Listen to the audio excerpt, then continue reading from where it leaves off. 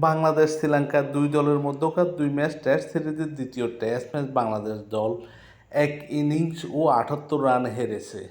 দুই দলের মধ্যকার প্রথম টেস্ট ম্যাচ ড্র হয়। দ্বিতীয় টেস্ট ম্যাচ শ্রীলঙ্কা জয়লাভ করে। এরই সুবাদে ১-০তে সিরিজ জয়লাভ করল শ্রীলঙ্কা।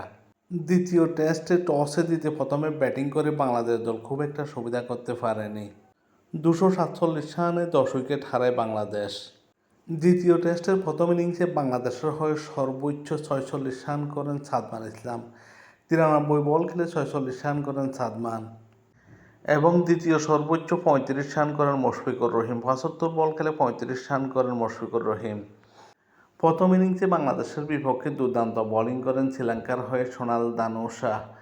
৯.৩ ওভার বোলিং করে ২২ রান দিয়ে ৩ উইকেট শিকার করেন এবং আশিতা ফের্নান্ডো ১৮ ওভার বোলিং করে ৫১ রান দিয়ে ৩ উইকেট নেন।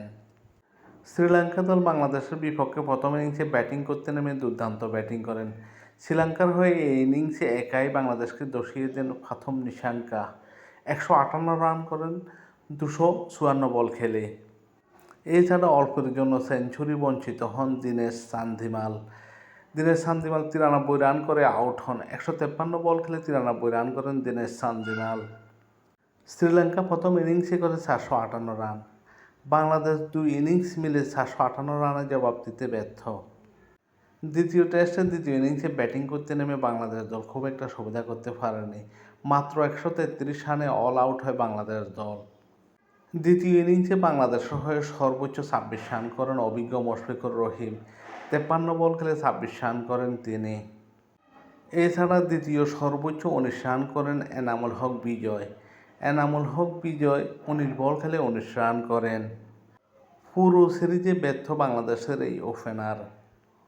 দ্বিতীয় ইনিংসে বাংলাদেশের বিপক্ষে শ্রীলঙ্কার হয়ে দুর্দান্ত বোলিং করেন প্রভাত জয়সূরিয়া।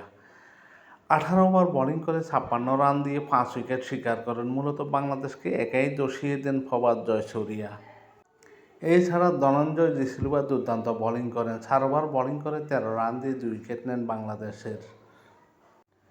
যেখানে বাংলাদেশের ব্যাটসম্যানরা রীতিমতো ধুঁকতেছে, সেখানে শ্রীলঙ্কার এক ব্যাটসম্যান করেন ১৫৮ রান। তিনি আর কেউ নন ফাথম নিশাঙ্কা। ফাথম নিশাঙ্কা ১৫৮ রান করে দ্বিতীয় ম্যাচে ম্যান অব দি ম্যাচ নির্বাচিত হন। প্রথম টেস্ট এবং দ্বিতীয় টেস্ট ২ টেস্ট মিলে দুর্দান্ত ব্যাটিং করে ম্যান অব দি সিরিজ নির্বাচিত হন ফাথম নিশাঙ্কা।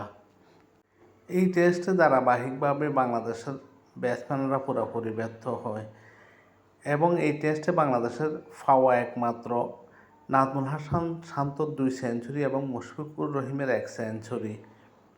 বাংলাদেশ দলের ব্যাটসম্যানরা একটু দায়িত্বশীল হয়ে ব্যাটিং করলে বাংলাদেশ দল এই সিরিজ হয়তো ড্র করে ফিরতে পারত।